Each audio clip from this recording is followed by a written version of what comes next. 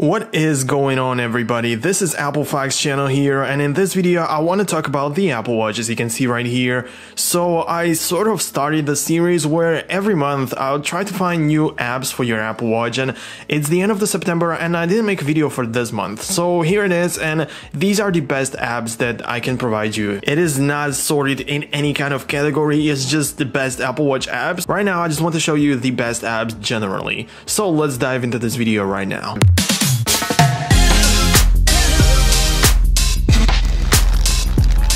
And the first app I want to talk about is one called Roundhealth. This is the description from the App Store, and you can see it's about health. And you may be like, I've got tons of great features when it comes to health on the Apple Watch, but if there's one thing that is missing on the smart wrist device, is this app, I would say. Yes, I'm pretty confident about it because this app actually reminds you and lets you keep track of your medicine. If you, for example, take some vitamins at some specific time and you mustn't forget about it, then this is the app that you need to download. I mean, it is really necessary for those people and it's really helpful, of course. So let me show you what it looks like right on the watch.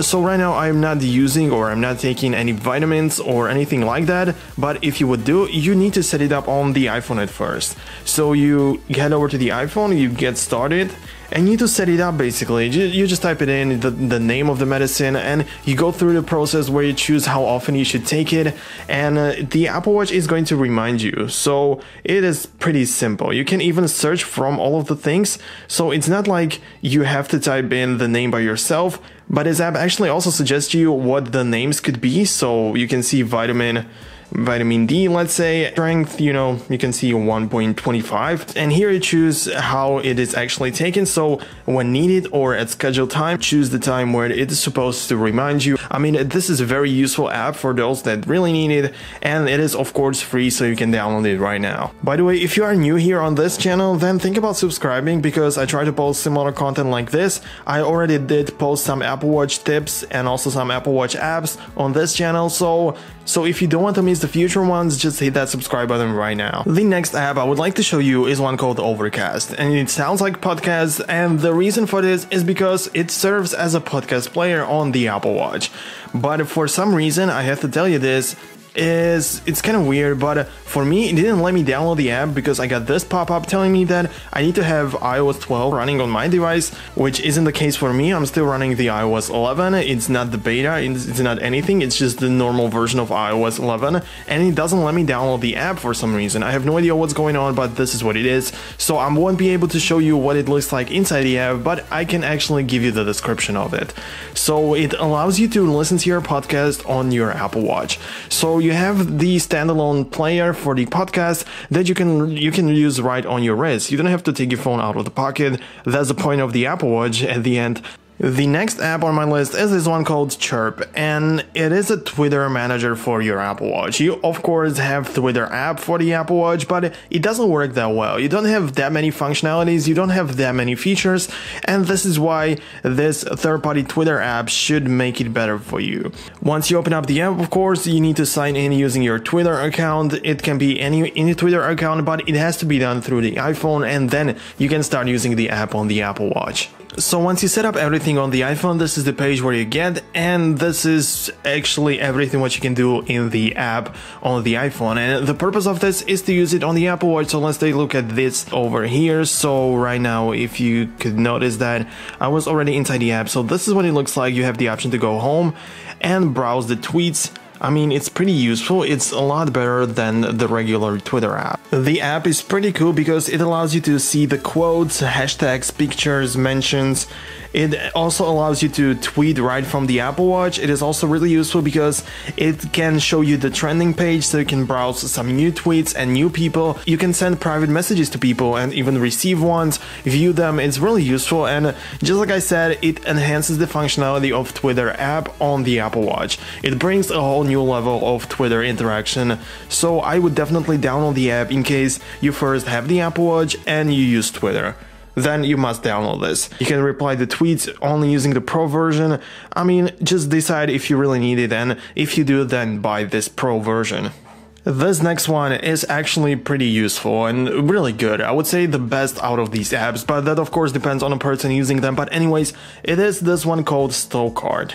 I know that there are also other alternatives to this, but this one is probably one of the best. So it allows you to scan your cards, like the plastic cards that you're using, and you have them in your wallet. They take a lot of space in there, and it's not really useful to just carry them around. And that's why you thought that when you get the Apple Watch, you're gonna solve the problem, but the Apple Watch wallet doesn't really work that way. With this one, you can add the cards that you are using. You can just get a barcode on the Apple Watch screen, you scan it, and you don't even have to take the phone out of the pocket. You don't have to take the wallet out of your pocket, and it's really convenient and comfortable. So how do you add new cards? You open up the app on the iPhone, of course, and you have some popular right here. You can choose them if you use them, but you probably don't, so click on the plus icon, and here are all of the most popular stores included in this.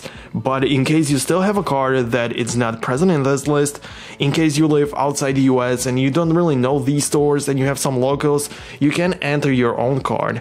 So you will get to this section, and now you just have to scan the card and it should enter it automatically. In case there is a problem with this, you even have the option to enter manually.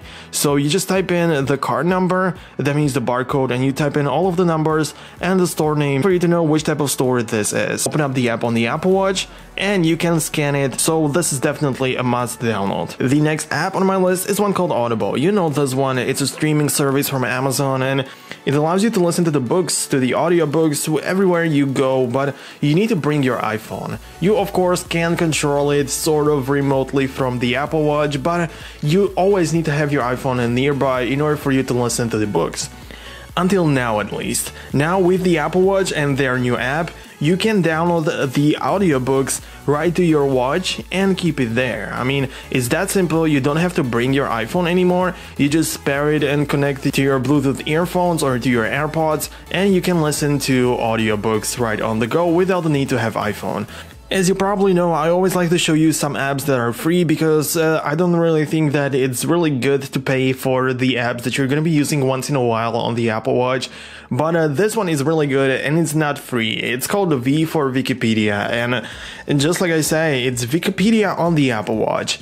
And you may be like, why there is a normal V? Shouldn't there be the W at the beginning? But yeah, it should be, but because of the copyright claims and all of that, I mean, it is just like it is right now.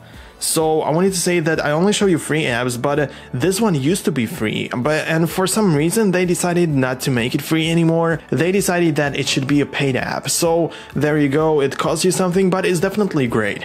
It's just a Wikipedia, but on the Apple Watch it allows you to search for things using your voice. You can even bookmark some of the things. You can search for nearby places and all of that, and you can read all of the useful information right on your wrist, and that's why I think that you should at least take a look at this one.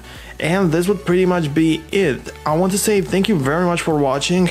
I really hope that you at least found one or two apps that you like in this video. If you want to see more videos like this one and more content related to the Apple Watch, just hit that subscribe button right now and make sure to never miss other Apple Watch videos and tips and tricks.